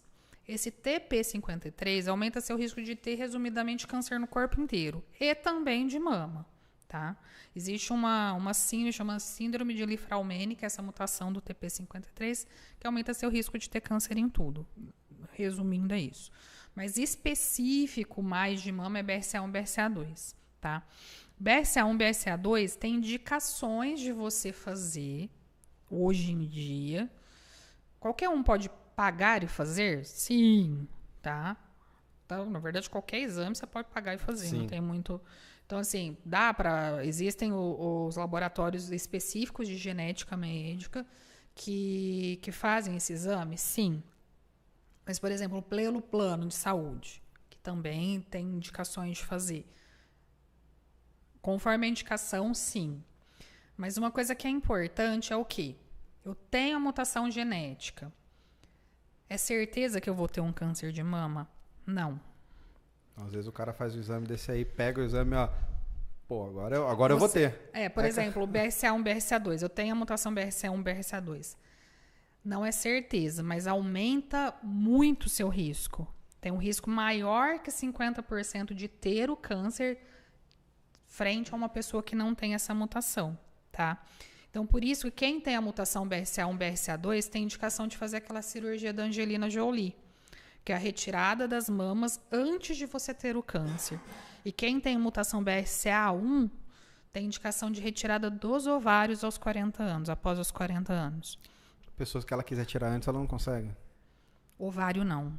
Porque tirar antes o ovário pode trazer problemas futuros pela falta do hormônio. Tenta Tipo resolver um problema da outra. Exatamente, tipo osteoporose, um monte de coisa. Então, por isso que estipulou os 40 anos. A mama pode tirar o momento que ela quiser. Muitas mulheres optam, quem tem desejo de engravidar, optam por engravidar, amamentar. Tive a minha prole que eu queria ter. Tive quantos filhos eu queria ter. Aí vai e tira a mama. Tem gente que eu já vi muita gente falar, pô, que frescura fazer isso aí. Não é frescura, né, cara? É uma forma É porque de prevenção, né? imagina, assim, na verdade, assim, só 5 a 10% dos cânceres de mama do mundo são de origem genética. Então, tem origem nessa mutação genética. Então, a grande maioria não tem. Só que se você tem a mutação genética, você tem uma chance muito grande de ter. Não é um diagnóstico certeza, igual eu falei, mas você tem uma chance muito grande. Você vai pagar para ver? Igual tem uma paciente que tem e que ela não queria tirar a mama, ela já teve o câncer, inclusive uma mama, ela não queria tirar outra mama. Ela pode não tirar? Pode, até porque cada pessoa é dono do seu nariz. Só que eu tenho que expor o risco a ela. E ela tem que entender que o quê? Se daqui 2 anos ela tiver um câncer na outra mama, não foi por falta de aviso. Sim. Entendeu? Não adianta jogar a culpa nas costas de outra pessoa. Não adianta falar assim, mas eu tinha... Tanto que essa paciente, inclusive, a irmã, teve câncer de mama com 24 anos, 23, 24. Ela tinha mutação genética. Na época, ela falou, inclusive, com essa irmã que tá com câncer agora, que tinha indicação da irmã fazer. A irmã não quis fazer. Aí agora, quando ela teve, as duas foram juntas na consulta. Ela falou assim, mas eu não sabia. Aí a irmã que tinha tido falou assim, eu falei pra você. Então é do ser humano também jogar no outro. Sim. É mais fácil. fácil. Ele vai terceirizar a culpa, né? Até pra que ele não se sinta culpado pela situação que ele tá. É mais fácil falar assim, não, a culpa é da doutora Maísa que não me explicou. Tem muita gente que joga a culpa nas suas costas desse tipo de coisa? Que briga meio que, sei lá, que você... Instruiu, fez totalmente ao contrário do que você falou. Mas aí aqui, ó, você não falou nada pra mim. Falei. É questão de sentar assim, e prestar atenção no que está sendo falado, né? Muitas vezes a pessoa igual, por exemplo, aérea. Quimioterapia. Tem paciente que se recusa a fazer. Olha, você tem uma chance, porque seu linfonodo foi positivo. Não quero fazer. Não vou te obrigar a fazer. Mas eu tenho que te expor o risco. E eu sou uma pessoa que eu sou muito sincera. Eu falo a realidade. Tá? Eu falo que a principal pessoa que tem que saber da doença que tem é o paciente. Não adianta eu saber a doença dela, eu sei. Mas ela que tem que saber o que está acontecendo. Então, assuma a responsabilidade. Sim. Não quero fazer, não faça. Aí eu explico. Se daqui 2 anos você tiver uma metástase, a culpa foi sua. Caramba. E geralmente, por que a pessoa não quer fazer o tratamento? É mais ou...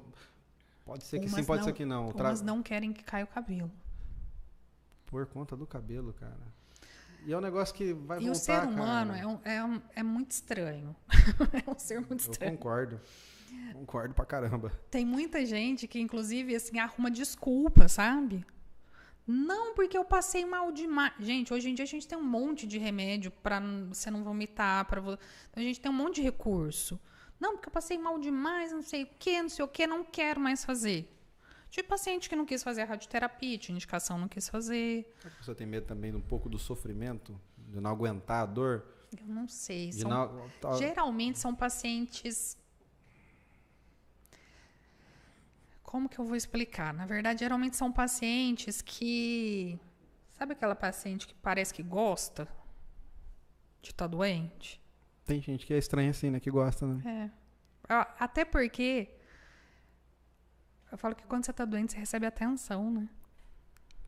Eu já vi gente em rede social que se aproveitou, ela raspou a cabeça porque quis. Quando as pessoas começaram a perguntar, ela viu que ela ganhou atenção. Ela usou isso aí. Inventou uma doença. Pelo menos foi o que me passaram. Uhum. Não posso Mas afirmar acontece. nada. Por isso que eu falo que o ser humano E aí é um ser estranho. foi, a pessoa acabou fazendo uma fama em cima de uma doença que ela não tinha. Isso eu falei, caramba, se a pessoa realmente fez isso aí... Ah, mas faz, hein? É. Eu acredito que faz. Eu não duvido, na verdade, assim, eu não duvido de nada, mas... Já aconteceu da mulher querer se tratar e o marido falar, não, você não vai se tratar. Até hoje Na eu sua não frente, peguei não, né? ninguém da minha frente. Nossa, mas você falar que o cara ficar cabreiro porque a mulher vai arrancar o seio, porque vai cair o cabelo, isso aí pra mim não tem lógica, porque não vai mudar a essência da pessoa, cara, e cabelo vai nascer de novo. Tem muita gente que fala, mas vai demorar muito tempo, mas cara, vai nascer. Vai nascer. Demora. Igual meu cabelo demora super para crescer.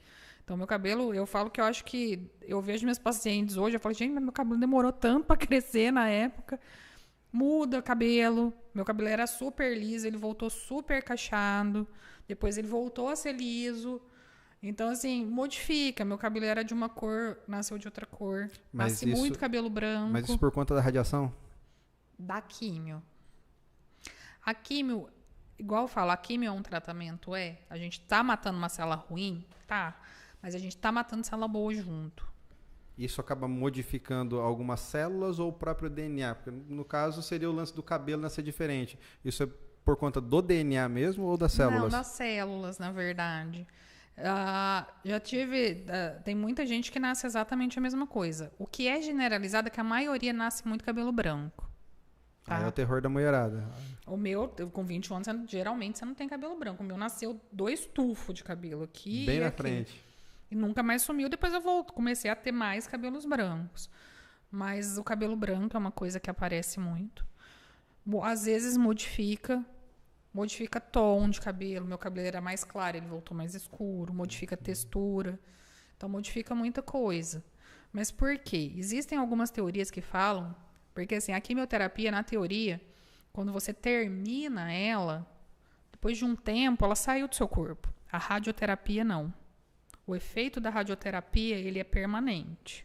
Ele não sai do corpo. Não que a radiação não saia do corpo, mas o efeito dele é permanente. Mas a quimioterapia sai. Só que existem algumas teorias que falam que todo mundo que fez quimioterapia, as células são 10 anos mais velhas. Quem faz quimioterapia? Então, por exemplo, hoje eu tenho 40 anos. As minhas células são de pessoas de 50 anos. Eu, por exemplo, eu tenho histórico familiar de artrose. Só que todo mundo, minha avó, minha mãe, minha tia, todo mundo desenvolveu artrose com muito mais idade. Minha artrose começou com 35. Nova. Entendeu? Nova. Então, assim, na teoria, às vezes tem estudos que falam disso, desse envelhecimento celular. Envelhecimento precoce, vamos falar assim. E que não vai... Na teoria muda muita coisa ou não? Não muda muita coisa. Igual, tipo, artrose. Eu tive mais cedo? Tive. Eu trato mais cedo? Trato. Pronto. Boa. Vida que segue. E muita gente que pensa, né, que vai acontecer de fazer o tratamento ou que descobriu a doença, que está tudo acabado.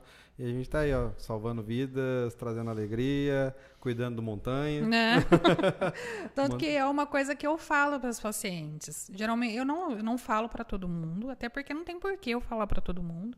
Muitas já chegam sabendo que eu já tive câncer, porque a pessoa que encaminhou já falou. Porque eles sabem que eu não ligo que fale também, não é uma coisa que me afeta. Né? Nunca me afetou, não vai ser agora que vai me afetar, depois de velho. Mas quando a paciente ela chega, começa a chorar demais, fala assim, olha, eu sou um exemplo de cura. Eu sou um exemplo de que câncer de mama tem cura. Não é, tá se vangloriando, tá? Não. Para a pessoa ver, porque é muito fácil eu ficar falando. Eu posso falar qualquer ladainha, qualquer besteira, tá? Mas é mais palpável ela saber que uma pessoa que teve um câncer tá viva na frente dela, entendeu? E tá seguindo uma vida completamente normal. Cabeluda, feliz da vida, salvando vidas, que nem eu já falei já. Isso é a mágica da vida. Você aprendeu com aquele período lá, hoje a sua experiência te proporciona conversar com essa pessoa e passar uma tranquilidade para ela. Sim. Se hoje você fosse dar um recado para a pessoa que está assistindo a gente, que vai ver esse trecho aqui, e descobriu, o que você falaria para essa pessoa? Tá nervosa, que tá super ansiosa, querendo para ontem resolver o problema dela. Para ela não se desesperar. É o principal. E é o que eu falo para todas as minhas pacientes. Não se desespere. Hoje, câncer tem cura, graças a Deus. Cada vez está tendo estudos novos, cada vez está tendo remédios novos. Inclusive, hoje eu estava conversando com aquele colega que eu te falei, com o João Guilherme, sobre o lançamento novo, super novo, de um tratamento de um câncer que não se investia tanto em tratamentos novos, tanto que fazia muito tempo que não tinha uma coisa específica. Que é mais raro? Não, é que é um câncer mais indolente. Mas agora está tendo mais pesquisa, está tendo um lançamento de uma medicação nova, que ela está numa resposta bem legal. Então eu falo assim, não se desespere. Bacana. Eu falo, e uma coisa que eu falo, se apegue a algo.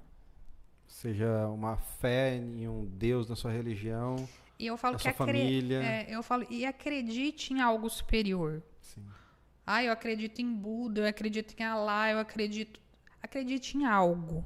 Algo bom. Algo bom. Que vai te trazer um benefício. Eu falo que parte da cura da minha sogra se deve ao fato da Thaís ter engravidado.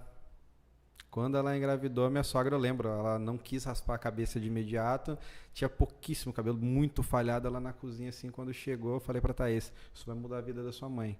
Ela vai ter muito mais força para lutar com isso aí. Que bacana, cara. E no começo da entrevista a gente falou do caso da Thaís, né? Só para deixar mais explicado para vocês, o caso da Thaís não era nada demais. Não era nada demais. Era um cisto que deu uma dor de cabeça para ela, que ela ficou extremamente nervosa. Ela falou assim, eu não quero contar para ninguém. Falei, tá bom, não vamos contar para ninguém. Eu acho que a gente passou um ano ali sem falar nada, com a cabeça cheia de minhoca. Não foi um período fácil, mas que serviu de aprendizado, cara. Sim. Serviu de aprendizado. Temos alguma pergunta? Temos perguntas e abraços. Abraços, gosto de abraço. Quem mandou abraço? Simone Meire Neri Frassi. Parabéns, uma super profissional. É uma pacientinha minha, amiga do coração. Além de paciente, amiga. A Thaís Carolina Alves. Essa daí tá todo podcast. Quem que é essa mulher aí? Quem será o perfil dessa mulher aí? Ela falou que ama você. E Fernando Bruno mandou uma pergunta. Ô, Fernandão, um abraço aí. O desequilíbrio emocional pode prejudicar mais do que a doença, no caso do câncer? Sim. Sim. É se apegar em alguma coisa boa e buscar uma boa terapia. Alguém que vai te... Por exemplo, isso é uma coisa boa que a gente tem na oncologia da região. A oncologia que eu falo, tipo, aqui eu tenho mais acesso, porque eu não trabalho no SUS, mas aqui eu tenho mais acesso, que são a da rede de plano de saúde. Tanto a oncologia do 22 de outubro como a oncologia de São Francisco, porque são os locais que fazem, Itapira não tem, Itapira vem para cá. A gente tem um psicólogo da oncologia. A gente tem uma nutricionista da oncologia. Então, a partir do momento que ela teve, que ela chegou na oncologia, ela vai ter o apoio psicológico, ela vai ter o apoio nutricional, ela vai ter o apoio da equipe da enfermagem, que são umas belezinhas. Fala sobre o lance nutricional. Porque, por exemplo, assim, não pode pequenas sementes, algumas coisas assim que a pessoa não pode comer enquanto estiver no tratamento, depois do tratamento, alguma coisa assim.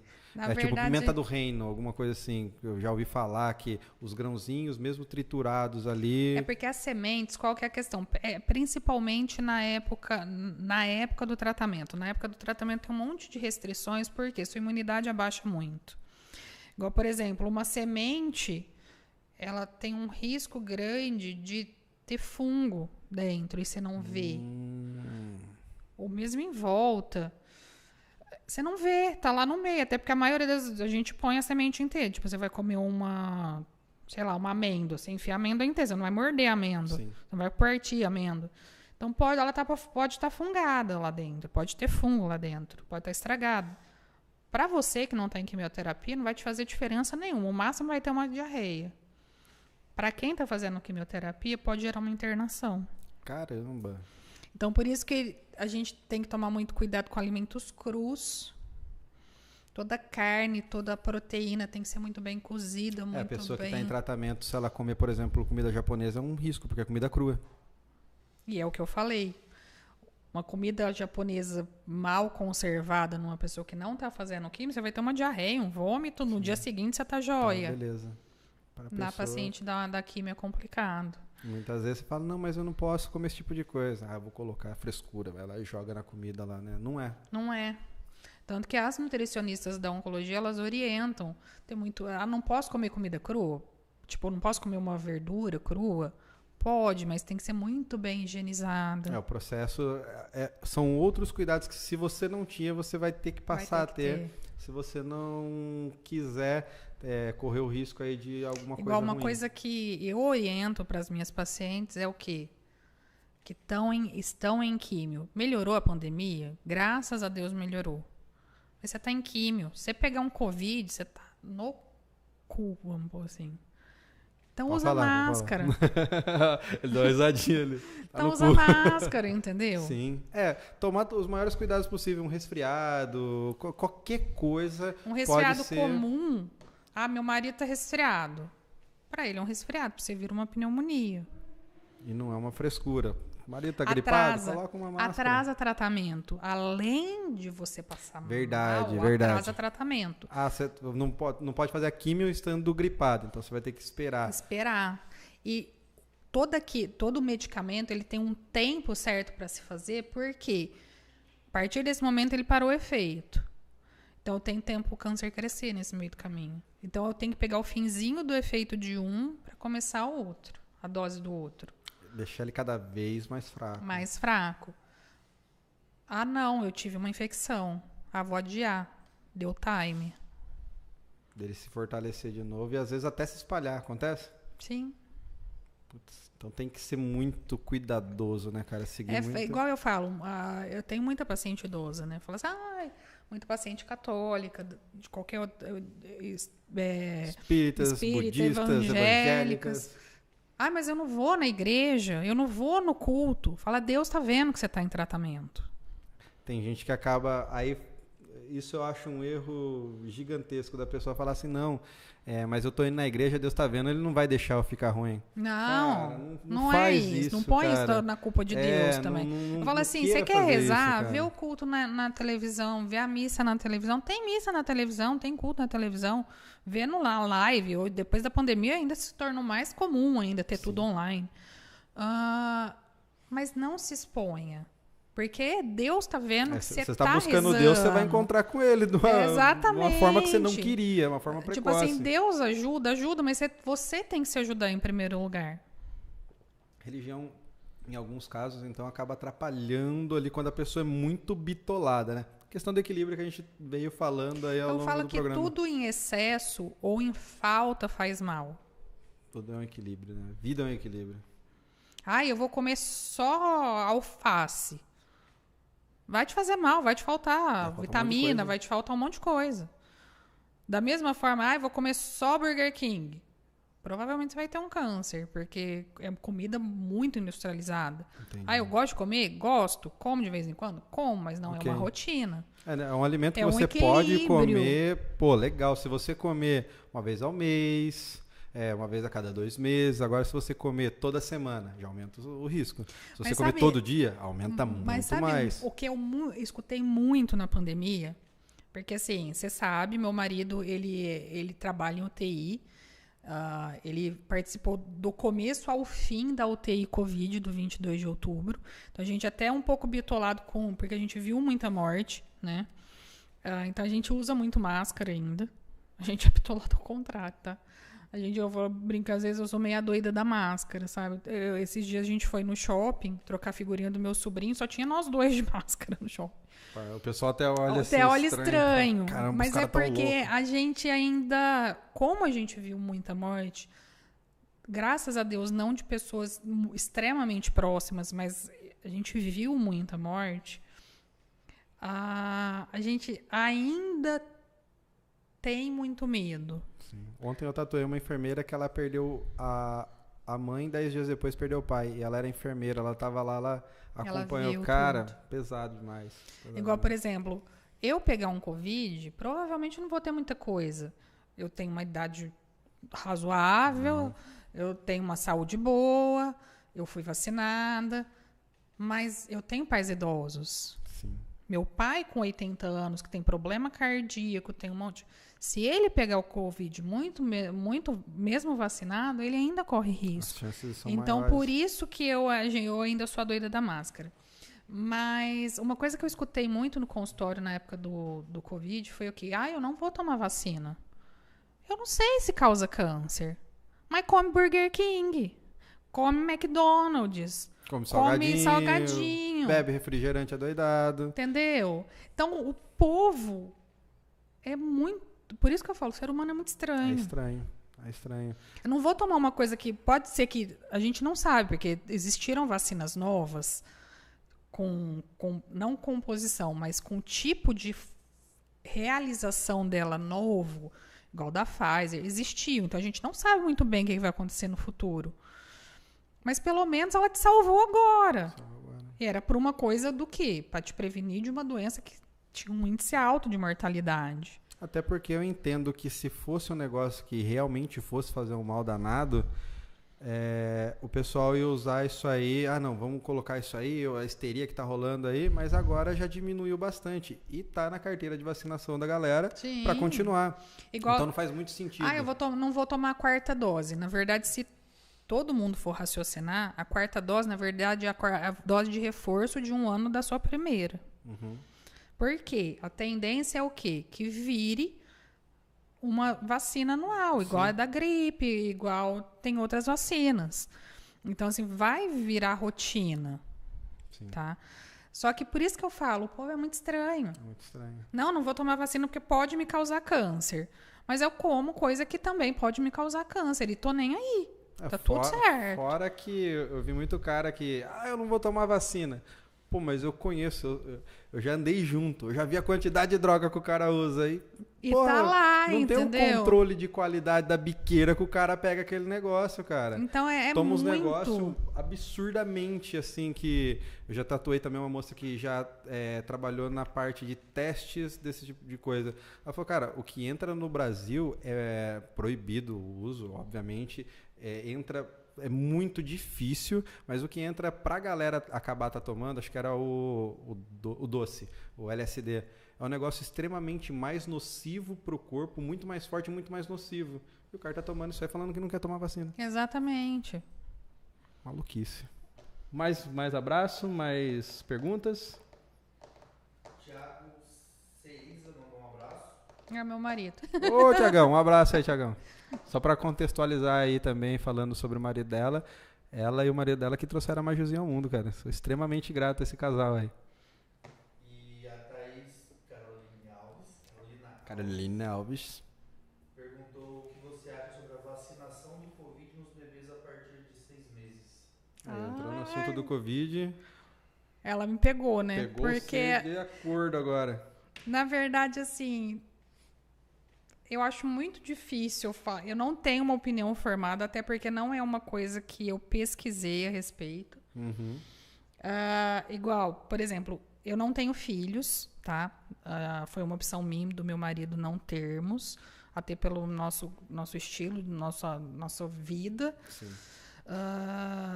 Então, até então, é muito fácil eu não ter filhos falar para você vacinar o seu.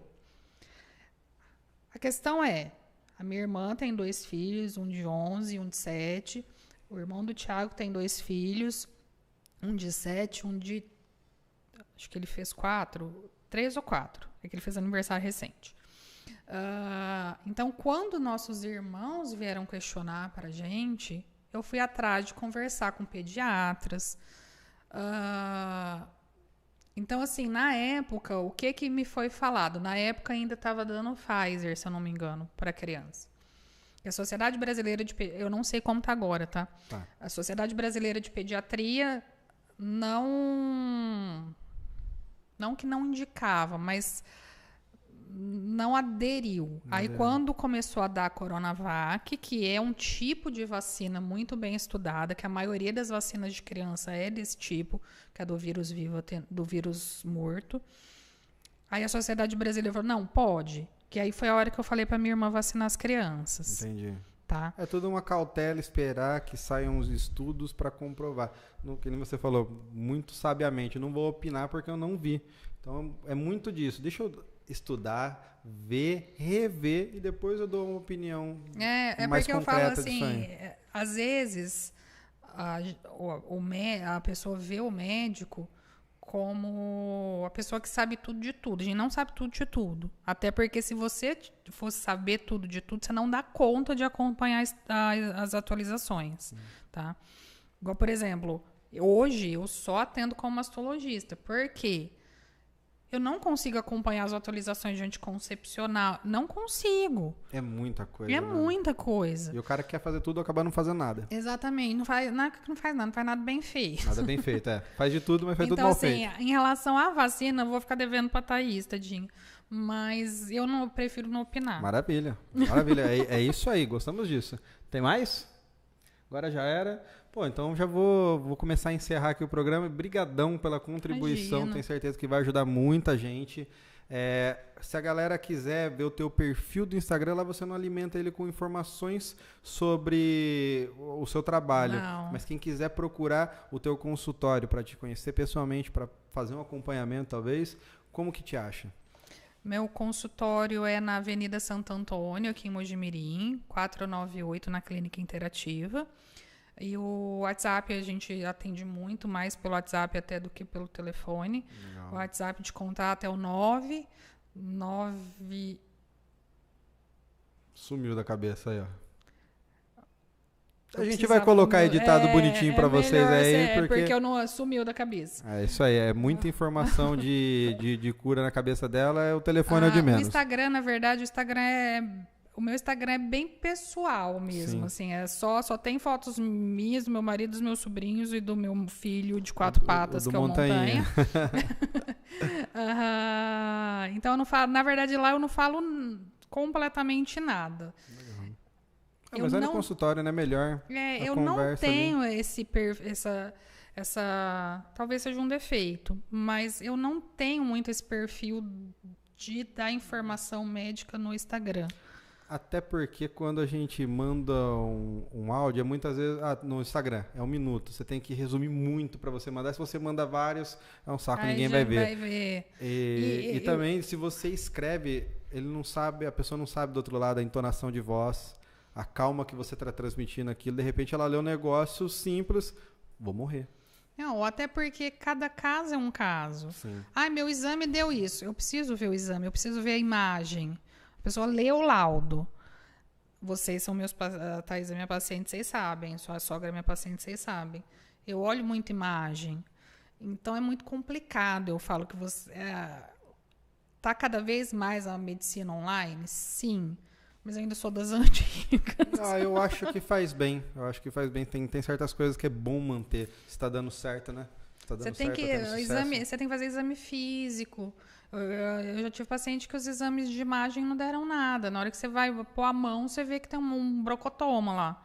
Sim. Então, assim, eu acho muito complicado. E outra, imagine se você parar, a sua vida já é corrida pra caramba. Se você pegar pra responder todo mundo que te chama, não dá conta. Aí vão falar, nossa, aí vão falar, nossa, mandei mensagem pra ela, nem me respondeu e tal. Vai lá no consultório, conhece ela pessoalmente, eu tenho certeza que você não vai se arrepender. Pessoa extremamente competente no que faz e eu gosto muito de falar, humana. Ela trata o paciente como humano. Isso aí é um diferencial incrível dessa mulher aqui, que eu quero agradecer demais ter participado com a gente, agradecer a audiência nossa. A Thaís, que era para estar aqui acompanhando, né? Maju não deixa. Maju ainda não deixa, raramente ela consegue aparecer aqui. Agradecer os meninos, os nossos patrocinadores também aí que estiveram com a gente, Castine Mogi e Adega Mogi. Muito obrigado e até o próximo episódio do Bumper Boss Talk Cash, rapaziada. Um abraço, até mais.